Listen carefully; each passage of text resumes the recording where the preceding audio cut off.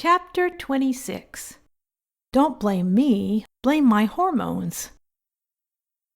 Through the years, as Gary struggled with his demons, I struggled with mine. My demon was my high libido. After I became pregnant with our first child, the surplus of hormones rushing through my blood had amped up my sex drive to the extreme. I felt like I was living El Libido Loco. I also had a dark secret that lay hidden in my drawer behind a pair of pink silk panties. I used my vibrator as advertised to reduce tension. When I purchased it, I told myself I had plenty of tension and needed this magic wand. Because it looked and sounded suspicious, I felt the need to hide it from Gary. But it kept calling from the drawer. I wasn't sure which of us would win the battle. The toy that kept hollering my name, or me, by virtue of my stoic belief that solo play was a sin. During weak moments, I would cave. My leaders had often admonished me to cling to my spouse and nothing else. Certainly not a vibrating wand, egg, or silver bullet. Were they worried I was going to run off into the sunset with my vibrator? I had a lot of pent-up energy. Couldn't God make a few concessions and adjust his rules on a sliding scale in concurrence with my fluctuating hormones? All I had to do was open the drawer and expose my wand to the light. To use it or not to use it. It had been untouched and locked away for about a week. It didn't deserve this kind of neglect. Unlike Gary, it never once yelled at me or called me stupid. It just hummed softly according to its package description. In my nightstand drawer, my alabaster wand shined with confidence, as if it were goading me to let the good times roll.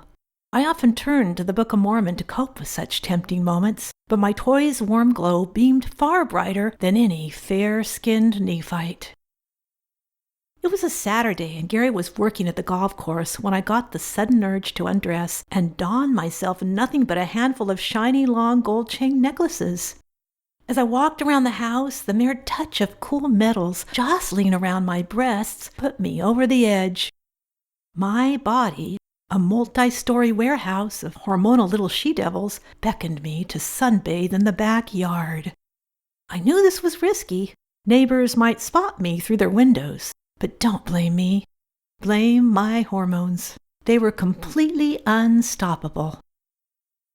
Butt naked, I lay on a skimpy towel, my protruding belly rising and falling as I breathed in the aroma of fresh grass, scented roses, and summer sweat.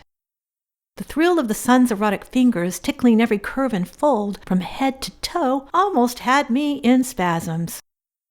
I would have loved to pleasure myself outdoors, but even with my temptress hormones, I would only risk so much. Inside the house, I couldn't wait. I ran into my room to retrieve my magic wand. After snatching it from the drawer, I lay on my bed, and within seconds, I was wailing loudly to its hum, while that little vibrating critter took me places I had never gone. At last, all that pent-up tension had finally melted away. But only an hour later, I was ready for round 2. What was going on with me? Why were these biochemical changes commanding such power and authority over my thoughts and behavior? Why couldn't I stop thinking about sex? Who was I turning into? As far as I saw it, my hormones were the culprit, not me. I felt as if I were no longer in control. I even fantasized about running nude in the streets. I was already mapping out my route. On Sundays, as I partook of the sacrament in my ankle-length dress, my conscience shamed my hypocritical soul for having the gall to eat of Christ's body and drink of his blood. Deep inside, I knew that no amount of bread and water could cleanse me from what I had done. Why couldn't I release and relinquish this misguided guilt? Guilt is what happens if you have a strong conscience like I did, and you're highly impressionable like I was, and you have the brethren telling you at every corner that masturbation is evil. I wanted to be a good girl, but how could I feel good about myself when I had no control? Yet was my strong hormonal drive really my fault? My hormones had their name written all over my naughty impulses. Still, I never gave myself a free pass. To maintain my worthy status as a temple-endowed Mormon, I was convinced that I needed to hold myself accountable for my actions. If my leaders required that sex crimes like masturbation be publicly confessed, then that's what needed to be done. Yet I shrunk at the thought of having to do this. In his mid-30s, my bishop had lovely sky-blue eyes that pierced me to the center.